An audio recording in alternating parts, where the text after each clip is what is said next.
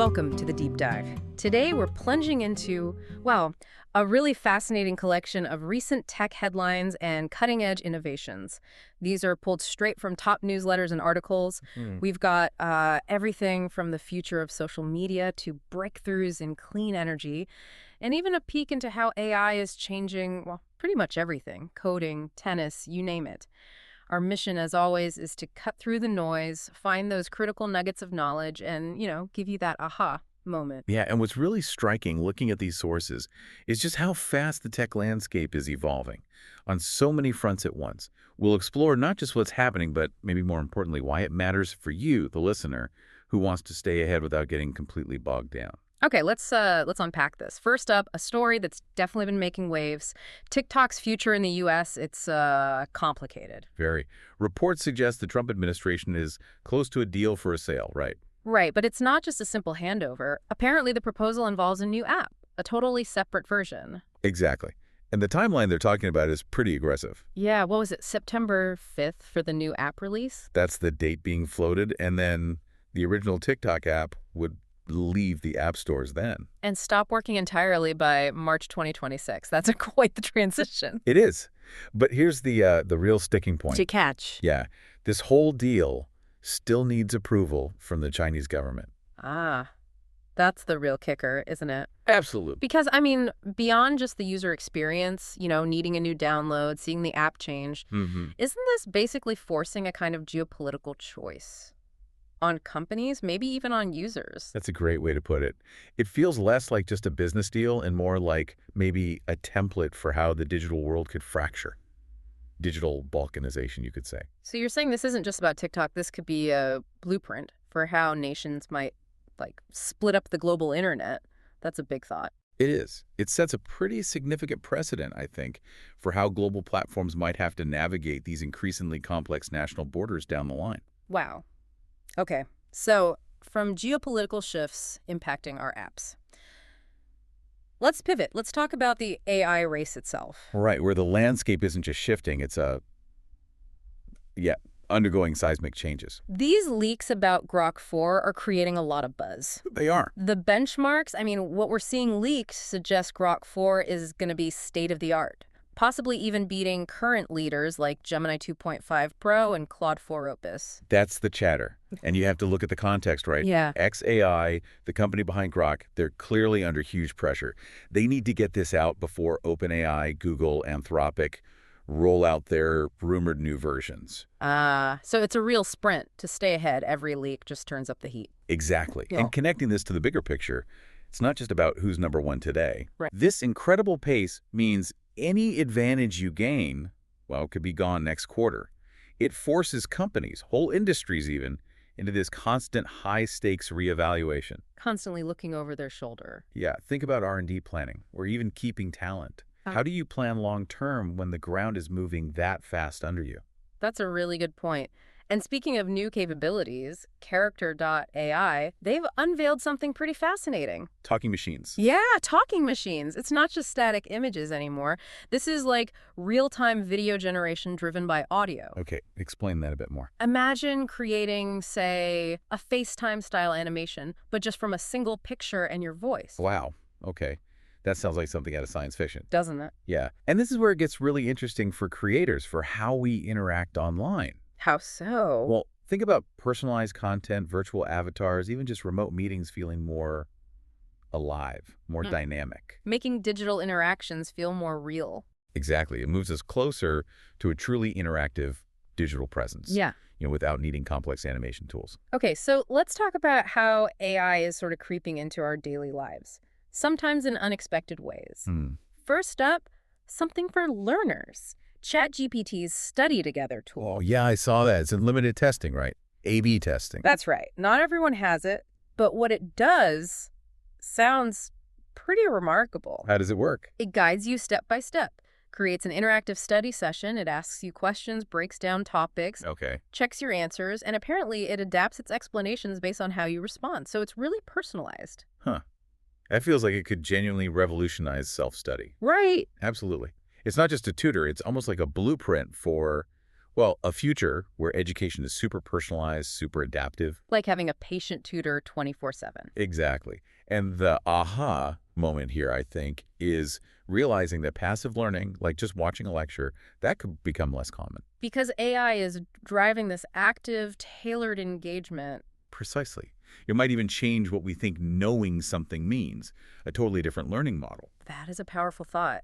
Okay, from individual learning, let's go to the professional world, software engineering. Ah, yes, the developer sentiment shift. Big shift, right. Apparently, a lot of seasoned engineers were pretty skeptical about AI tools until quite recently. That's true. There was a lot of resistance initially. But now, the sources say most are surprisingly enthusiastic. They see these tools as fundamentally reshaping how software gets built. Yeah, the key idea seems to be this transition. Developers moving from just writing code line by line. To managing AI agents Yeah. and projects. Exactly. Think about tools like Devin. It's pitched as an agent for real-world work, Hmm. analyzes code bases, makes plans, implements changes. Or things like open code for the terminal, or even Agent Squad for building teams of AI agents. Mm-hmm. So these agents are seen as a potential multiplier on software quality, which sounds great. But there's a catch. There's always a catch. You made the point earlier, if the underlying software, the systems, if they're poorly designed, These powerful agents will just amplify the harm, make the bad stuff worse, faster. that's the concern. It means that human element, the strategic design, the thoughtful oversight, that becomes even more critical. But couldn't you argue, though, that the AI, by being so efficient, might actually expose those poor designs quicker? Force us to fix them? That's a fair point. They might expose flaws faster, yes. Yeah. But it's the scale at which they can then propagate those flaws that worries people. Like a super fast construction crew with a bad blueprint. Exactly. They'll build a flawed thing incredibly quickly. So human critical thinking on the design itself, more crucial than ever. Gotcha. Okay, now, not all AI integration is going smoothly, it seems. Wimbledon. Wimbledon. AI line judges and players are apparently not happy. Perceived inaccuracy seems to be the main complaint. And here's a really wild detail from one source. Apparently, a player was told to speed up their serve because the AI doesn't perform well without a lot of light. Seriously. That's a pretty significant limitation for a world-class tennis tournament. You think? It's a pretty stark reminder that even the most advanced tech has physical limits, right? I mean, a player getting a time violation because the robot needs more sun, Yeah. that's unexpected. Yeah, you don't see human judges complaining about cloudy days. Not usually, no. Yeah. It really makes you think about what tasks AI is genuinely ready for and where, human judgment, adaptability, dealing with imperfect conditions, where that still wins out. Definitely. Okay, and finally, in the AI in weird places category, chatbots as trip sitters. Yeah, heard about this. You heard that right. Yeah. People using AI chatbots apps like Altered, even ChatGPT apparently, to guide them through psychedelic experiences. For preparation, navigating the experience, reflection afterwards. The whole process. Yeah. Okay, well, it's certainly fascinating, if maybe a bit alarming. Right. It shows how adaptable people are, finding new uses for AI, absolutely. Yeah. But it also throws up huge ethical questions, huge safety questions. Like the lack of human empathy, nuance. Exactly. Understanding someone's mental state, intervening in a crisis. AI isn't there. So how do you weigh the convenience, if there is any, against those pretty significant risks? It's really uncharted territory. Puts a spotlight on the boundaries of AI, doesn't it? Okay, shifting gears. Infrastructure, global tech trends. Right. Tesla's new Oasis supercharger. This sounds like a massive step for EV charging. In Lost Hills, California. Yeah, saw this. It's not just chargers, is it? No, it's huge. Its own 11 milliW solar farm, 10 Tesla megapacks for storage. Like 39 milliwattage of energy storage. Wow. And the key innovation. It can operate entirely off-grid. Completely off-grid. That's the game changer. Makes it truly self-sufficient. Resilient. Yeah, it really demonstrates a significant move towards properly sustainable, resilient infrastructure for EVs. It's a showcase, really. How integrated renewables can power big operations independently. It's a blueprint for energy independence in the EV space. Imagine these everywhere. Definitely. And sticking with energy, Yeah. a UK firm. Big breakthrough in nuclear fusion. Astral Systems. That's the one. They're claiming to be the first commercial fusion company to successfully breed tritium. And tritium is that vital fusion fuel. Right. And they bred it using a fusion reactor. Okay, That is incredibly significant because that's been a huge hurdle, hasn't it? Massive. For fusion to be sustainable long term, the system has to make more fuel than it uses up. The breeding ratio needs to be above 1. Exactly. So this achievement, it's a really tangible step closer to making fusion work. It really addresses that critical challenge, making fusion viable, scalable. Mm. It potentially unlocks, well, all sorts of future applications we can barely imagine now. Truly clean power, maybe even advanced propulsion. The holy grail of energy, basically. Pretty much. Okay, let's try and connect this to the bigger picture, global tech dynamics. There's a really interesting dynamic playing out in open source AI right now. With Meta's recent sort of stumbles. Yeah. Sources suggest Meta's AI shortcomings have kind of created a vacuum, and it's largely being filled by Chinese models. Right, which could lead to this future where the AI world is kind of split, Oh, how? between maybe expensive, closed-source American models on one side Yeah. and then ubiquitous, cheap, but maybe compromised Chinese open-source models on the other. And some sources are saying the U.S. has, like, a really small window, maybe just the next couple of years. Counter this, yeah, by investing heavily in a really top-tier, trustworthy open-source model. Because this isn't just about market share, is it? Oh, not at all. It's profoundly about geopolitical influence. Yeah. About the future of information control. Who gets access to powerful AI? Exactly. Who controls it? The availability of open source models affects innovation, accessibility, even national security.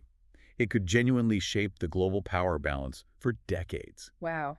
And we're also seeing these dedicated tech hubs emerging, like this coder village in Liangzhou, China. All right, near Hangzhou.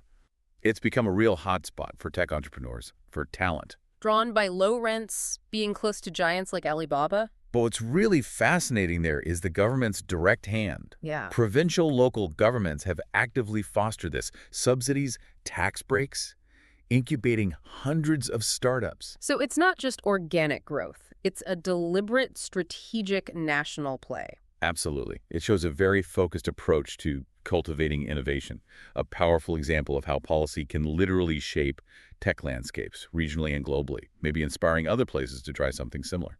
Okay, so we've covered a lot of ground. AI models, clean energy breakthroughs, practical challenges with AI integration, geopolitical maneuvering. What really stands out to you from all this for our listener? Connecting all these dots, it's clear technology isn't just advancing anymore. It's fundamentally reshaping everything. Industries, economies, our daily lives, and at a pace that feels unprecedented. These sources paint a picture of a world where AI is this incredibly powerful assistant, but also a source of really unexpected challenges. Like the Wimbledon judges or the trip sitters. Exactly. And where global competition for tech dominance is just fierce. And where sustainable solutions like that Tesla station or the fusion breakthrough are becoming absolutely critical. So what does this all mean for you listening? It means staying informed isn't just about knowing the latest news headline. No. It's about understanding these interconnected threads, how they weave together to shape our future, whether it's a new app, an energy innovation, a shift in coding. These deep dives help you see that bigger picture, connect the dots. Yeah, and maybe it raises an important question for you to think about. As these advanced technologies become more and more pervasive, how do we, as individuals, as a society, how do we make sure we're harnessing the benefit? While navigating the complexities, the potential downsides. Responsibly. Yeah. Exactly. It's a huge challenge, no doubt. But it's also an incredible opportunity, isn't it, to consciously shape the future we actually want. Well said. Thanks for diving deep with us today. We hope you feel a little more well-informed and maybe a lot more curious. Hope so. We'll catch you next time for another deep dive.